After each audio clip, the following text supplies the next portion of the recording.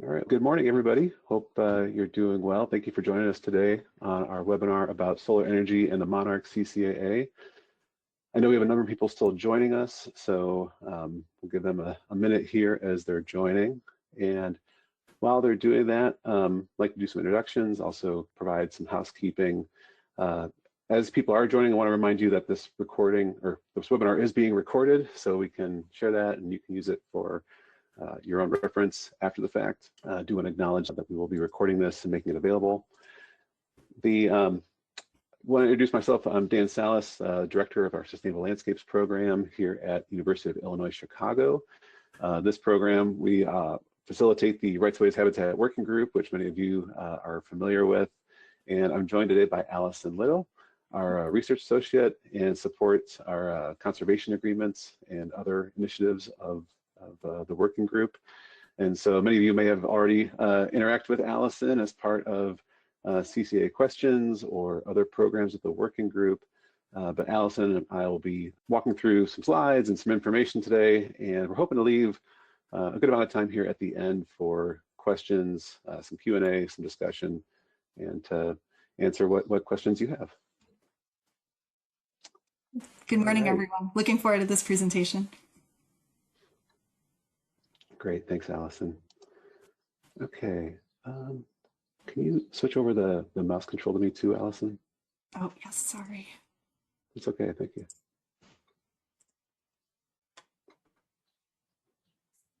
Oh, I just lost the slides. Oops.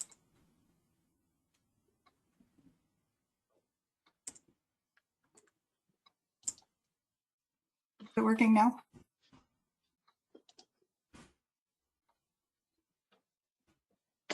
Not quite yet. If you could just advance the next slide. Okay. Sorry about that. That's all right. Thank you. But yeah, as you're joining the webinar, we do have everybody muted and ask keeping your video off as we're starting the webinar. You'll have the chance to unmute and share questions and join in the discussion here later on. If you do run into technical issues, you can go into the chat and directly message Catherine O'Reilly, and they'll be there to help you troubleshoot with whatever difficulties you're having there.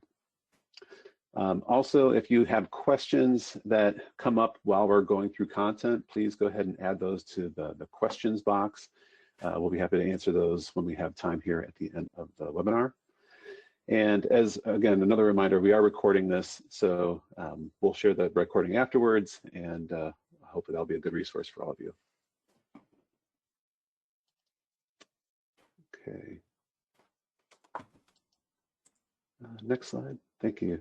A little bit about the Rights of Ways Habitat Working Group. I know some of you are familiar with us, others, this might be your first time with us. The Rights of Ways Habitat Working Group, as I mentioned, is facilitated by UIC's Sustainable Landscapes program. And really, we bring together a broad array of interests of partners who are interested in expanding and enhancing habitat, removing barriers to conservation, and really transforming aspects of what we do on energy and transportation lands for climate, biodiversity, and being more nature positive.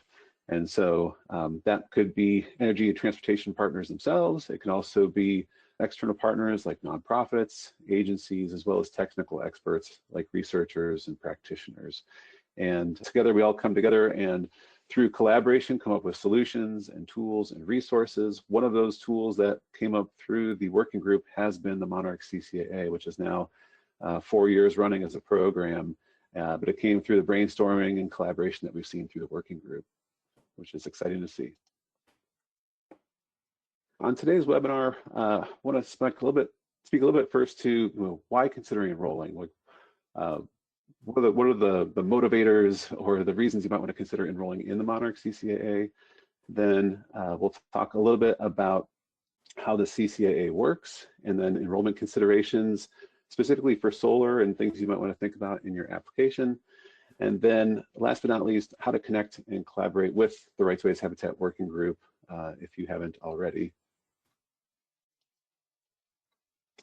As we get started, want to start off with the first poll just to get a sense of all of you as an audience and your interest and familiarity here. I'm going to launch a poll here. Hopefully you'll see that. I want you to answer this. What sector best describes your organization? Are you from a solar energy developer or operator? Are you from another energy sector? Are you a contractor or consultant? Maybe you're from an agency that just has an interest in this or has some role in approving projects, or are you from another sector? So take a moment to just vote on that.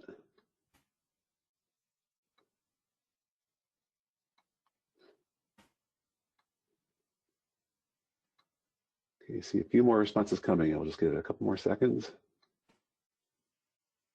All right, excellent. Thank you. And share the responses from that. Looks like we've got a good mix today. Close to 20% from solar energy companies, 5% from others. Of course, then a number of other consultants, government or NGO affiliates joining us today. So great to have you all. It's great to see a wide spectrum. So hopefully this is content that is new and worthwhile to you.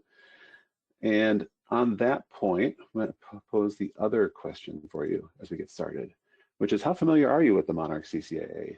I'm curious to know if this is something you're already familiar with or if this is completely new content.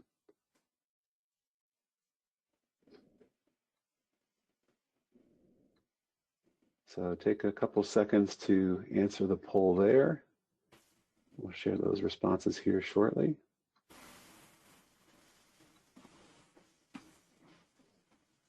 I appreciate your input and feedback on this as we're getting started. This helps us to, understand your perspectives and your interests and to help answer questions accordingly. Okay, so how familiar are you? We have, again, a diverse mix. Looks like a third of you are somewhat familiar but want to hear more. There's some of you maybe who've just heard of it but have a lot more to learn. This is why you're here. Thank you for doing that today. And there's also a good chunk that are very familiar. So that's good to hear. Hopefully some of the content here sparks different thoughts or interests or allows you time to answer or ask questions and have some of your questions answered. And for the 15% that this is your first time hearing about it, it's great to have you and hope you find this useful. All right, thank you for that. Okay, then moving on, start off with the foundation. Why consider enrolling in the first place? Obviously, monarchs are in decline. That is something everybody is, I think, aware of. If you're joining this call and have the interest in the Monarch CCAA, you may have seen these graphics before, right? The Eastern and Western populations. And of course, both of those populations are in need of conservation, right? The Eastern population this past winter had its second lowest numbers since it's been recorded. And the Western population, despite having that crash in 2018 through 2020, has come back to historically, or at least recently, what historically has been the levels of the Western population, although those are still something like 97% below historically what it has been. Not a rebound by any stretch of the imagination, still really low numbers and in need of all the conservation that can be brought. And so with that, coming in December is we're expecting the proposed rule from Fish and Wildlife Service as to whether or not or how monarchs might be listed under the Endangered Species Act. And so that necessitates that question, what would that actually look like? And of course, as there is with any species listings, there's a series of prohibitions around certain habitat impacts or activities. And that was considered initially when we were going through the process of Monarch CCAA development and approval, right? The CCAA and its issuance of its permit requires a conference opinion to be developed alongside of that, analyzing the impacts of the covered activities and the agreement. And so that conference opinion looked at the effects of take around milkweed and nectar plants. And so I think it's simple to think about that could be the realm of where you might expect those types of prohibitions under a listing. And of course, with those types of prohibitions come all sorts of costs and risks and considerations, right? So increased Section 7 consultations or Section 10 permits for actions that might be expected to cause take. Of course, even if you're trying to avoid some of those regulatory routes, you're still going to have to do avoidance and minimization then to avoid, falling into a permit or a consultation. And all that results in added time for coordination and documentation. I think that's something to think about, just like any other species. But of course, monarchs are unique in that they're so widespread and cover such a wide array of open habitats that it has potential large implications. And it's something, we'll touch on this a little bit, is I think as we look at a proposed rule, I think it's still likely to future changes and potential challenges and other considerations. We'll talk a little more about that here in a second. But in terms of the CCAA, we started developing this back in 2018. It was approved in April 2020, and at that point started enrollment. You might recall that December 2020 was the prior decision on monarchs when there was that decision that was warranted but precluded for listing. And now we're looking ahead to this December. We have December 30th here. I believe December 4th is the actual expected date for the proposed rule. Of course, after that, there's going to be a public comment period. We'll see another round of overwintering numbers come through. And the final decision, the final rule is expected roughly a year, I would think, from the proposed rule, thinking about typical service timelines. And so we could expect that towards the end of next year in 2025. With that timing, now is a great time to be thinking about the Monarch CCAA and considering enrollment and what to do about that. But something I want to share thoughts we've been having lots of conversations on this, is thinking about, what happens after that proposed rule. And so we recently put an article on LinkedIn about this that describes some of our thoughts on this. But as I mentioned, after that proposed rule, we're going to have the public comment period and the monarch population for this next overwintering numbers. And of course, all that's going to go and be weighed into how that final rule is framed up. But then I think after that final rule is issued, there's all sorts of other factors that come into consideration in terms of how monarchs are regulated and considered in terms of the types of activities that happen on solar energy. We're seeing changing interpretations in terms of laws and regulations. Of course, the population itself of monarchs will continue to change over time. And then I think it's not a stretch to think about legal challenges that might come into any decision relative to monarchs, like we've seen with other charismatic endangered species in the past and currently. It's ripe for having lots of challenges regardless of what the decision is.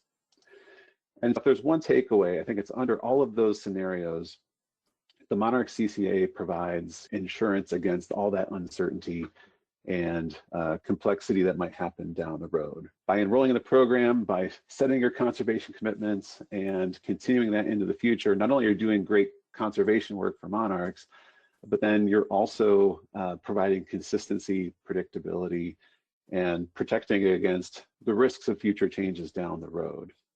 So that can carry a lot of benefit from just an organizational standpoint. Of course, when we think about the proposed and or final rule, it could go in many different ways, right? Anything from maybe a warranted but precluded again to a threatened with a 4D, which could be on the less restrictive end or more restrictive end, or proposed as endangered. And so under each of those, the CCA has different values that it brings from a regulatory and a business perspective. But again, I think all of those tie back to that predictability and consistency over the long term. If a 4D rule allows certain activities, just like we've seen with things like northern long-eared bat, that doesn't necessarily mean that it will always stay that way. Changes in the population might necessitate other changes in the regulations down the road or changes in the species status. I think the same holds true for potential challenges to any proposed or final decision in terms of that status could change. And so despite all of that, the CCAA does allow you to keep consistency throughout your enrollment and into the future. Again, I think if you want examples of that maybe volatility or the changes in terms of listings, I think you have just look at a few species and how they've changed over the years. And I don't expect you to read all the text on this slide, but just to show once a final decision is made, that final decision isn't always final, right? Sometimes there's uplistings, sometimes there's downlistings, sometimes there's delistings and relistings. It can go a lot of different ways, and it's a consideration. And of course, for species that are more widespread or more well-known, that can be all the more. And so beyond that, aside from kind of the listing and regulatory kind of considerations, many of you might also experience yourselves the benefits of being proactive about conservation. And I have a couple examples here in images of things that we've seen through the program and ways that companies have been interested in doing voluntary conservation, right? There's that cost reduction side, that doing some of these practices up front can actually save you costs and complexities down the road. It can reduce that business risk. But then it can also contribute to sustainability initiatives, nature positive initiatives. It can support collaboration and partnerships, which add their own value and community engagement benefits. And as an employee working for those companies, it feels good, right? It feels good to know that your company is doing positive things for species, for nature. Of course, every company is different in terms of how they approach that, whether it's how they address risk or what their kind of engagement preferences are. Many of you will fall in different areas there of kind of interest or engagement as far as that goes. So something to consider, the Monarch CCAA we have seen be a real benefit depending on which angle you're taking and what your level of interest is. Again, some of these examples we have here on the screen are just a few of companies that have really leveraged their enrollment for positive outcomes. All right, so that's a little bit about why enrolling. Hopefully there's more than one thing there that resonates with you in terms of why you would want to consider enrolling. So now I want to talk a little bit more about how the CCAA itself works. And for that, I'm going to turn it over to Allison to share more on that. Hey everyone. Yeah, thanks Dan. I'm going to be doing an overview now of how the Monarch CCAA will work. So an overview of the agreement. So the Monarch CCAA is the first nationwide candidate conservation agreement with assurances. And our goal with the agreement is to incentivize the voluntary and proactive conservation of monarch butterflies before that listing would be enacted. So our goal is to create more than 2 million acres of habitat on energy and transportation landscapes to provide both immediate and long-term benefits to monarchs, and then at the same time to offer regulatory certainty and operational flexibility for our nation's infrastructure in the event of this monumental listing. And here are our current enrollment stats. Since the agreement was finalized in 2020, we've received 62 applications from organizations with infrastructure in 43 different states. And this has included 34 energy companies and 28 transportation agencies so far. We currently have over 7 million acres enrolled in the agreement. And of this, over 1.1 million acres have been committed to habitat. So we're really excited because we just surpassed that 1 million mile marker back in May. And here's an overview of the conservation commitments required as part of this agreement. So we have conservation measures.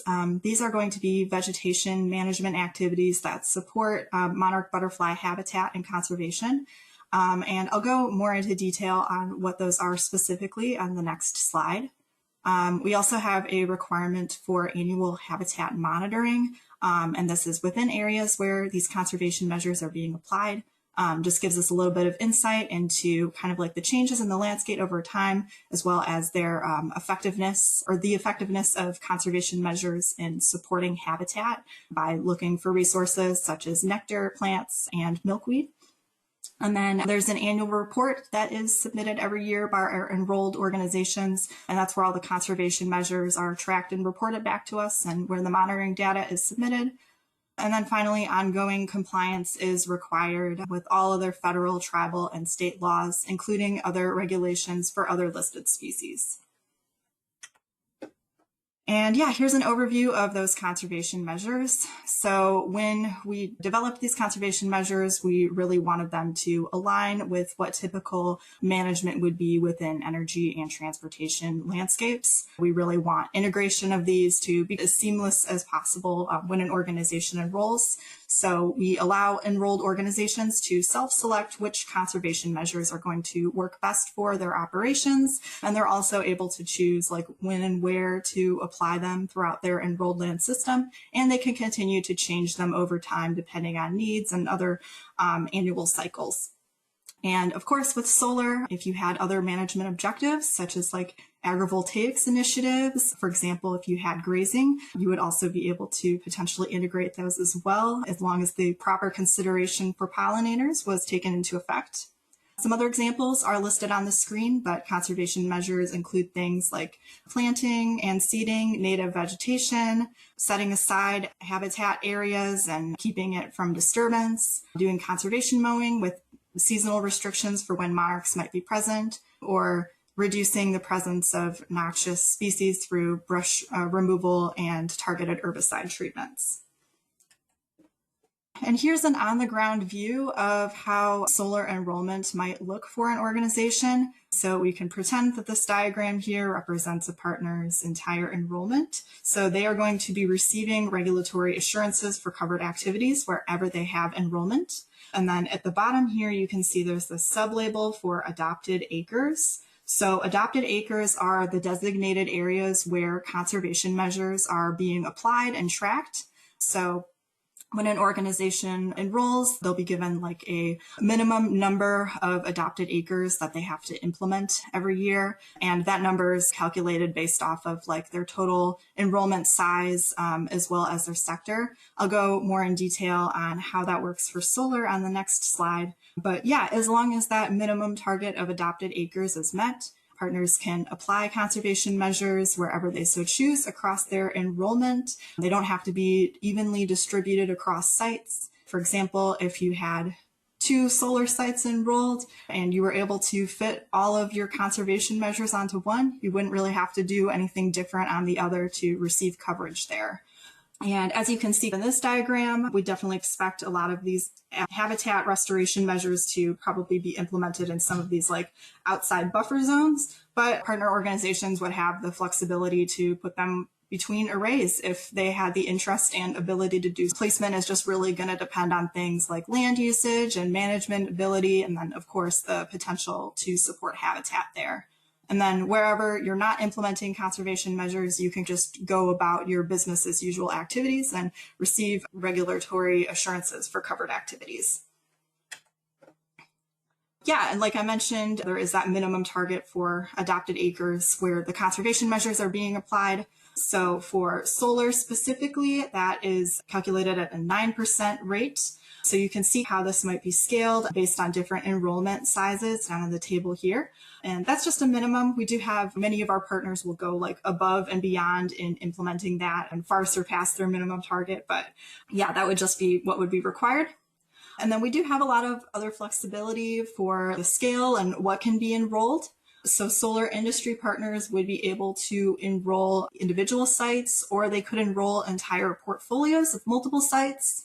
Any of our partners across sector can enroll either owned, leased, or easement lands. For owned for leased or easement and lands, they would just need to have a good degree of management control in those areas, but otherwise enrollment there works exactly the same as owned lands would. And then finally, solar energy partners are able to enroll any assets where coverage is desired, in addition to areas where you might anticipate placing habitat. This can also include any other site infrastructure, arrays, just whatever you need coverage for. Some more enrollment considerations. So once an organization is enrolled, they can continue to modify the size and the location of their enrollment. And this includes both before and after that final listing would be enacted. So for solar energy partners, this could be of particular importance because this can account for additions in enrollment sizes needed for site acquisitions and newly constructed sites. It could include decreasing enrollment size to account for divestment or decommissioning. Or it could also even include transferring ownership of enrolled lands to another organization if they purchase a site. So lots of flexibility there. There's also no minimum initial enrollment size. We get that question a lot from prospective enrollees. What a lot of our organizations do is they'll just enroll like a small portion of their assets up front and then continue to expand from there once they have a good idea of how the Monarch CCAA works and if it's a good fit for them. So there's definitely flexibility to scale up as needed. And just one thing to note, it does sometimes save you work down the line if you do enroll more up front. Since there are some additional administrative processes like application updates or Section 7 documentation that's required to increase your enrollment. So just something to keep in mind. And then probably many of you in the audience are curious to hear more about what these covered activities actually entail. Covered activities for this agreement are going to fall under the three main buckets of operations, maintenance, and modernization. And you can see examples for each listed out on the screen. So this can include things like access and inspections, vegetation management, maintenance and repairs, and rebuilding, upgrading, or expanding facilities. It, however, does not include new construction sites where there's no existing infrastructure or considered to be new construction. An organization would have to go through the typical ESA regulatory process for those. And some of these modernization activities might be of particular interest for some of you. So this can include, again, things like replacing or rebuilding infrastructure, upgrading existing facilities, as well as expanding existing facilities. So there's not really any minimum expansion size noted, or excuse me, maximum expansion size noted in the agreement. It's just kind of going to be evaluated on a case-by-case basis. So any lands involved in the expansion must already be enrolled in the agreement, and expansion work must result in no negligible environmental impacts. For example, if the expansion went into an area where there was critical habitat for a listed species or maybe disturbed a wetland, there might be some restrictions on that. But if the expansion is just going to go into an ag field where there's not really much going on, there would be more flexibility there. It's really just going to depend on the scale and context for those expansions. And then again, new construction of sites is excluded. If your organization is planning on building a number of new sites, we would encourage them to wait until after they are initially constructed to enroll within the agreement. And then finally, just some considerations for enrollment timelines. So time is going to vary by organization to between the initial application preparation and finalization of the certificate of inclusion to enroll in the agreement, but usually it's going to take between 6 and 12 months.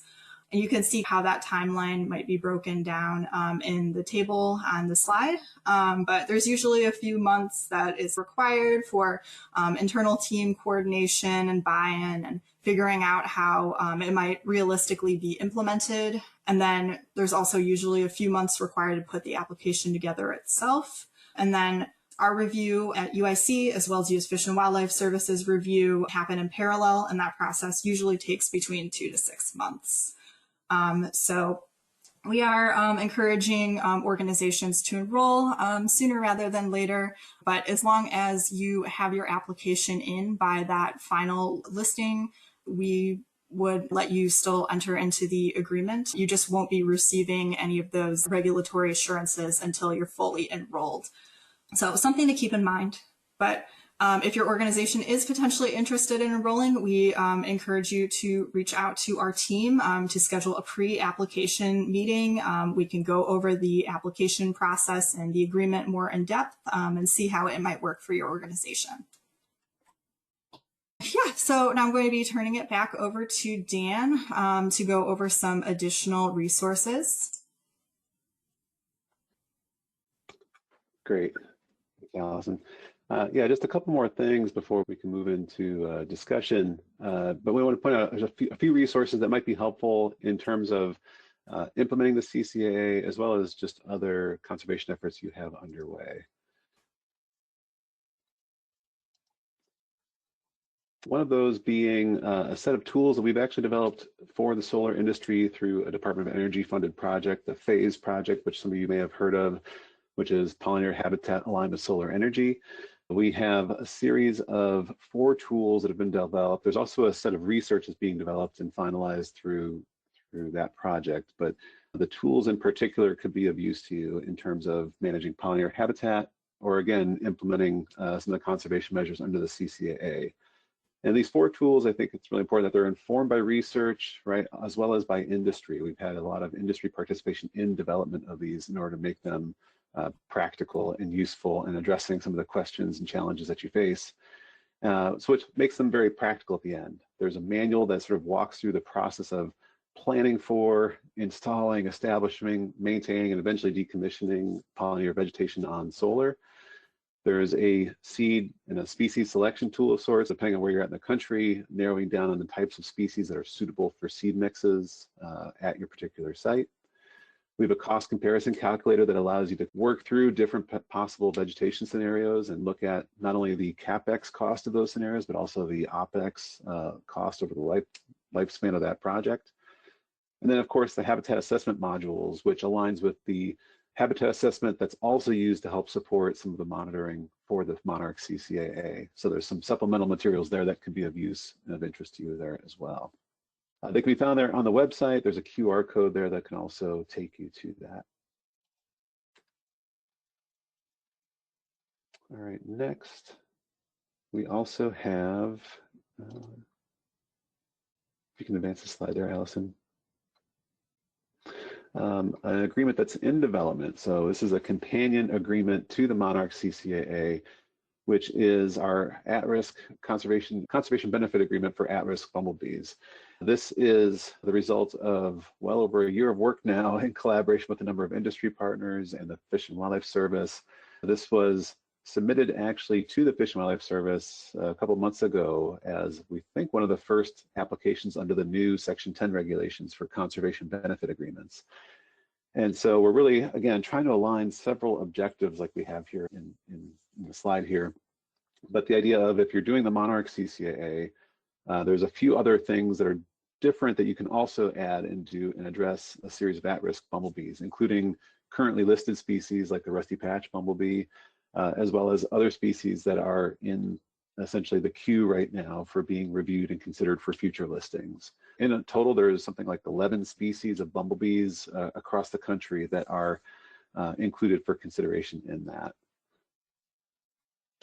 If you want to know what those species are or which ones are in the proximity to where your operations are at, we have an online map that provides that information. So you can scan that QR code there. This map is, I will say, better viewed on your desktop than over a mobile device, but you can go through and toggle the different species and zoom into locations. And this map was compiled with the help of the Xerces Society using data that they've compiled for the bumblebees of North America. And so this is something that is a really useful tool to know what species are around and applicable to you relative to this agreement.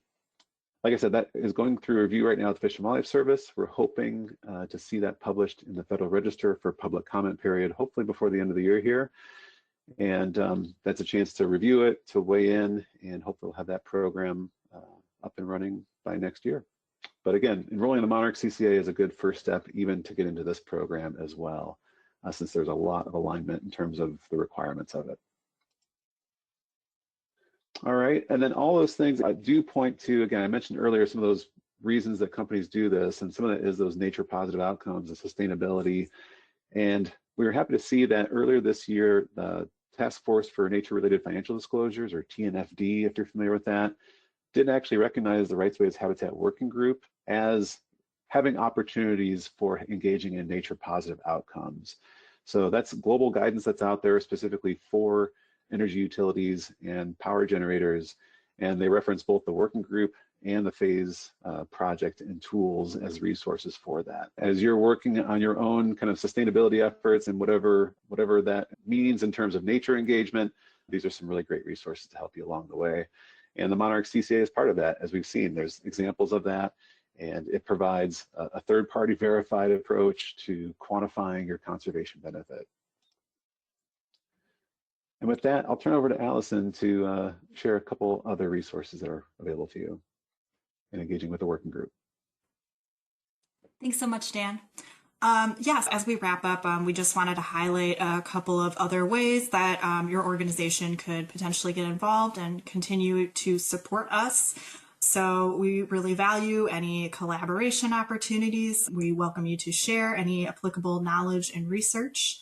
And then, of course, we encourage everyone to consider enrollment in our conservation agreements if they have the interest in doing so. You can connect with the Rights of Way as Habitat Working Group. It's free and available on our website. It's pretty easy to connect there.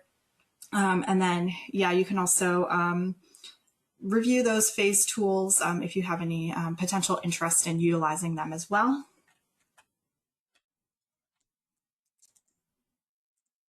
And then we also wanted to highlight a couple of upcoming webinars that we're going to be hosting. So we have a new to the Monarch CCAA webinar for our newly enrolled partners or soon to be enrolled partners to go over the first year of implementation and starting out in the program. But if you have a lot of interest in this agreement and you think there's a good chance that your organization might be enrolling, we'd still welcome you to join. So that's going to take place on Tuesday, October 15th from 1 to 2 p.m. Central, and registration's open. You can find the QR code for that up on the screen. And then we're also going to be hosting an invasive Phragmites management webinar as part of our invasive plant management on Rights of Way series. So that'll be sometime in late October. We're still trying to nail down a date and time with our presenters, but more information will be released on that soon. And then, yeah, again, please connect with us. Here's the QR codes for our website as well as our new Sustainable Landscapes Team LinkedIn page. So we invite you to also follow that to stay in the loop for any updates and other events that we'll be hosting. So thank you so much for listening into that overview on considerations for solar for the Monarch CCAA. We're going to be using the rest of the time for Q&A and discussions.